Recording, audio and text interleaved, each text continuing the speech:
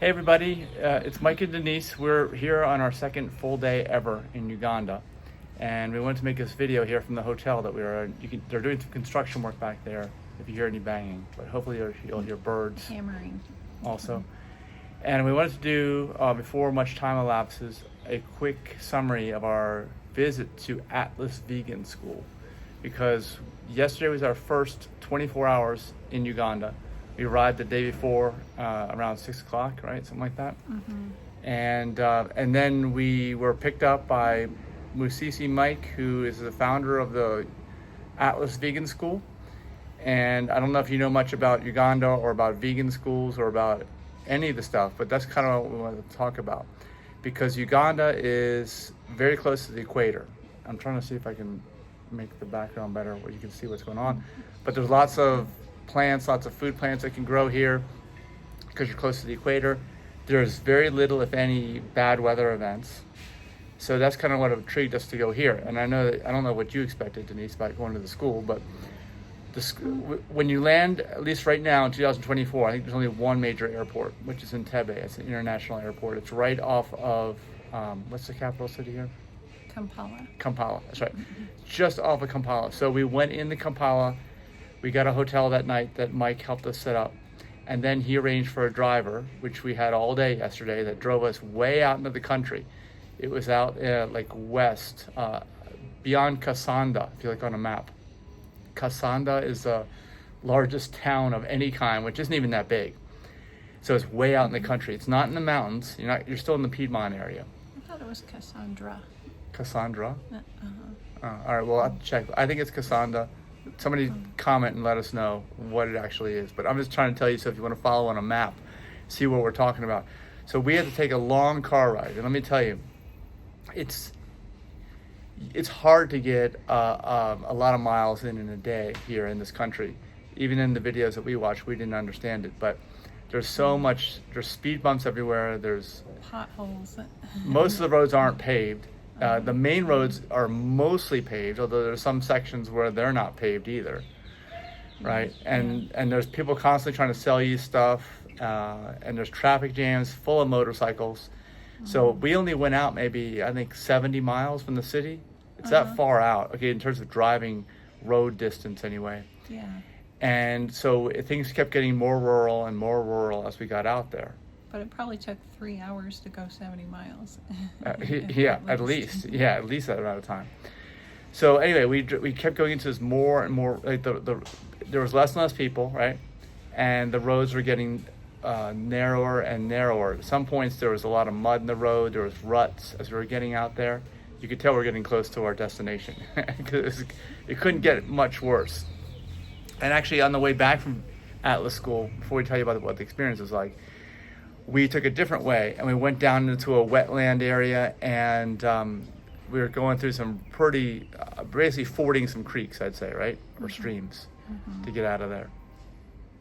So, okay, you didn't know what to expect. I've been talking with Mike way more than you were, although you were involved in a lot of conversations. What did you think of the school? What were you expecting when we got there? And what did you think of it overall? I didn't know it was going to be so far out in the country. I was picturing a school in the suburbs, for the wealthier people to send their kids, since it was a private school. But it's not set up like that. There's no tuition. They pay all their fees with donations. So some of the kids there were very poor. Some were orphans even. But they were all very sweet and well-mannered, and there were a lot more kids than I thought there would be. I was picturing a small school of maybe 10 vegan children. Since we're only 2% of the population, I didn't think it would be very popular, but there were probably 30 or so kids there. At least. Right. 30 or 40. And we were there on a Sunday, and they had them come in just for our visit. I think they wouldn't normally have a school day on a Sunday. Yeah, they all brought their uniforms, and each classroom did 2 or 3 songs that they memorized to present us with. So it was really fun. Mm-hmm. Yeah, and like you said, I would also have expected that something that's vegan is going to be in a more high cost, I don't know, just close in area in general, not in a rural area. But I really like it because it kind of goes with what we're saying about growing plants. This is a perfect place to grow food plants. Yeah. And what we discovered is that the students, here's one of the things, correct me if I'm wrong, but Mike said that a lot of these people don't get any food to eat unless they show up at the school. Right. So that's a lot of the incentive for them to be there and to learn. Uh-huh. But it's kind of weird because they live in such a great climate with great soil and great weather, no extreme weather events. They could be growing their food all year round. So what the impact that this school could have is giant, you know? Uh-huh. I mean, I can't believe that, you know, it's weird because like in the United States, you're not gonna be growing your food all year round. There's no way to do that unless you had some indoor gardening stuff, you know, where you're bringing stuff in, trucking it from other countries or somewhere else like we do, like our pineapples. Yeah, they made a lunch for us. It was a salad that the leaves were like a white shredded lettuce type leaf with carrots and tomatoes, and there were some watermelon and pineapple for us too. It was all really fresh and really, really delicious. So that those kids learn how to cultivate that food, so their parents have an incentive to send them there because they can bring food home and teach their parents how to grow it in their own backyards because they have land. Apparently they're not all using it to their advantage. Yeah, and they've only started 3 years ago, so it's very new. They moved from a different location. They were able to get this land. I think someone donated the money to buy the land, and it's actually, I think it's in a really good location. I mean, it's in this country area, so people can walk, although some people walk very long distances, according to what Mike told us. Yeah. And nice. it would be good for them to get some kind of transportation. But for now, they have the land. They have an office in the middle. They have several classrooms that they've had for the last few years, and they've had several new classrooms where we were eating, I think, in one of those, that they had put a roof over and walls in just the last year, I think, right? Yeah. And it's so rural in that countryside that when the kids hear a car coming, they come to the roadside to see who it is and what's inside because I don't think it's very often they see a vehicle come through. That's right. That's all the communities and houses that we had to drive by in order to get to the school. And we'll link down below our tour so you can see all of that, okay? But then when you get to the school is actually at the end of the road.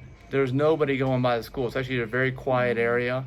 You know, I thought it was a really nice setting because a lot of times schools are along main roads and it's just obnoxiously loud. We saw a lot of those schools on the way over there that were just right on the road, you know. Yeah, and none of the houses that we drove by on the way to the school had a car parked in the driveway. We were the only vehicle for miles. We saw some motorcycles coming through, but most people were walking. Yeah, another factor here is water in Uganda. I don't think you can see behind us, but every place seems to have rainwater catchment. For some reason, they have trouble, or there's very few traditional, at least from the United States, well drillers that actually drill deep wells. So they're harvesting a lot from the roofs. Yeah, that's what they're doing. Or you see people carrying these yellow plastic jugs for water. Yes, to transport it. And then the bathrooms are more like latrines. That's what they call them, I think, right? Yeah. So, and there's all kinds of things that are happening at the school that we learned, all right? We learned that they don't have internet, they don't have computers, but they've got they're in a process right now of being able to get those donated from the local internet service provider, apparently. They'll give them computers, they'll give them solar, is that right? Yeah, they'll give them panels. the free internet service, so they don't have any of that right now. And they just have to finish off the walls of the insides of the newer buildings. The one, if you watch the video, you'll see that had like a shiny, aluminum or steel corrugated, roof and walls. Yeah. They need to finish off the insides of the walls and a few other things before the company will actually give them this equipment. And then the kids will be able to do e-learning. That's right. And their English was really good too. I commented on this one little girl's red hair. She had dyed red hair with sparkles in it. I said, "I like your hair," and she just went, she's really shy. She was really cute. Yeah, so what did you think overall? I mean, were you surprised? Were you disappointed? Were you, I don't know, what were you thinking about what this would be? I was pleasantly surprised at how eager they were to meet us and sing those songs for us. And that was nice of them to walk in on a Sunday and spend their time with us. Yeah, I mean, I wasn't sure what to expect. I thought we were just going to go see what was going on, right? I didn't know if anyone would be there. And like you said, Denise, then they did all these songs that they memorized. They obviously spent a lot of time doing that. And then they prepared a meal for us. They gave us a tour. Of course, we knew we were going to get that. But they gave us gifts too. Yeah, that's right. They printed a painting of one of the photographs of Mike and I, and someone made us a bowl, a serving bowl. Could have brought it. And our name was on a plaque there commemorating our visit, because they don't have many visitors. They have a few donors. Like someone donated money for them to build a fence, and then after the fence was built around the whole property, they came by to see it. But aside from that, there's not many visitors that visit the school, right? Right. So it was a pretty unique experience. There probably aren't any other vegan schools in Uganda. I wouldn't think so. There's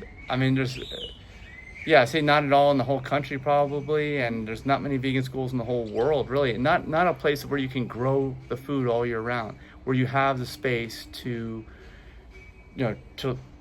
grow these plants, right? Yeah. There's a lot of potential here. They're just starting out. Yeah. So it looks a lot like Ecuador here. A lot of the same types of trees and greenery are growing, and we saw some lizards that look the same as the ones that we saw in Ecuador. So it's like the globe is pretty much the same all the way around the equator. Yeah, and if you want to learn more about what we're doing in Ecuador, check out LaCasaMasAlta.org, which is that's on aPlantBasedDiet.org, our website. You can see intentional community stuff we're doing there. Maybe we'll do something here with the school. We'd like to, because we really like to get some food growing projects going, and I know they have adjacent land available, so we may end up working with them on something like that. And I noticed the bugs are not worse here. We thought we would see tons of mosquitoes. We're taking anti-malaria medication. Not even sure if that's needed now. I haven't gotten bit by one bug since Right. we arrived. And and our communities that we work with in Ecuador are in the Amazon rainforest. So there's more rain there, I think, maybe, but maybe that brings more bugs Or because of rain that. here. In the Amazon rainforest. Oh, We're in the rainy season here now. yeah. Even here in the rainy season, it's not that rainy. Yeah. It's nice to not be chased by gnats everywhere we go. So you notice that between Ecuador and here? Yeah. I don't know if they're spraying here or what, but we're not seeing any insects. And you're talking about even way out in the country where we were. Yeah, surprisingly. Okay. So a lot of times when they spray in the more wealthy areas closer in and not in the country. True. Yeah. All right, so what else? What about any final thoughts about the school? What can you tell people? Because we were there, and no one else has been there, really, besides us, probably from the United States ever. Well, they say that the children are the future, so if we want to turn this planet into a vegan world, it helps to educate the kids before they've been brainwashed by all the advertising and by their own parents on all the wrong stuff to eat. Let's teach them while they're young so they can spread the word that we have a better chance that way of changing everything to a plant-based world. Yeah. I'm tired of dealing with all the people that are set in their ways and say they'd rather die than stop eating meat. Yeah, and like Denise said, it's much easier to teach them when you're younger, and these folks are motivated because apparently, like Musisi Mike says, they're not eating unless they showed up at the school. Those kids. Yeah, and they're learning to eat the right foods too. They're going to learn some skills that this is just going to be second nature to them, which is hard to believe because I've had to change my whole life to get to where I am right now. I had to change every habit I was ever doing. Yeah. We didn't see the coffee beans at the school, but I know that they are growing coffee there, and that's the way they can earn money, because there are plenty of coffee addicts on this planet. That's right. Apparently, that is a money-making or a revenue-generating opportunity for them. Not that they would necessarily grow them themselves, although we did see some coffee bean plants at the school, but everybody else around them grows. So they would organize, because a lot of these places aren't organized at all. There's a lot of opportunity here, and they're trying to say, well, hey, the whole community is already growing coffee plants. Why don't we gather them, sort them out, have the good qualities and the medium qualities and low qualities, and then we'll be the distributor and sell them. And it's probably a good business venture for them. But also just the food too, because none of the neighbors are growing food. They have the opportunity to do that. They would have enough to feed themselves and others, I'm sure. I mean, this whole nation of Uganda has that opportunity, and they're really not utilizing it right now. Yeah. As we were leaving the school, we went by several houses that had tarps out in their driveway with coffee beans out roasting in the sun. And one place, hear the rooster crowing. One place we drove by had coffee beans unattended, and then there were 3 chickens in there pecking through the coffee beans. So Mike said that they were getting all hyped up. Yeah, that's right. You can imagine. You know what it does to humans? What does it do to little birds? Small animals. Yeah, somebody let us know if the caffeine affects the chickens.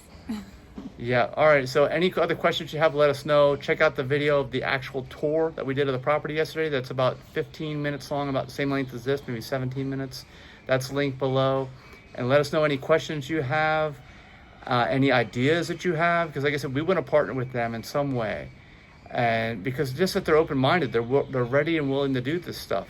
It's not typical. Like, we didn't see that so much in Ecuador, right? Where the indigenous peoples are wanting to embark in this, right? Yeah, no, we weren't. So if you're looking for a nice charity to donate to besides aPlantBasedDiet.org, and check out Atlas Vegan School. Yeah, we'll try to get a link for I don't know if they have a website, but even so, if you want to donate to us and want us to earmark your funds specifically for projects here in Uganda, let us know. We can even have an initiative that we developed just for any special donors out there, because that's kind of how the school has survived up to this point too. Like I said, they had someone for the land, someone for the fencing, and then we'll hopefully come in and help out with the plant growing, the food growing. Or the computers. Yeah, or just, well, again, they've already got a donor for the computers. They just need help finishing that building, so we may assist them with that too. I don't know, but it's just hopefully if it only raises awareness that you are now know that places like this exist, because like I said, even in the United States, even if there is a vegan school, they're not growing all their own food all year round. Okay, they could do that here. They could easily do that. They could feed the whole community. And these are impoverished areas. You'll see from the video. Okay, they don't like. It's not like the people are all upset so much, but they could do so much better if they just had the knowledge, right? And that's the purpose of this school. They can do so much better in such a short period of time, I think. Yeah. So that's it. Thanks for watching. Thank you. Bye. Bye-bye.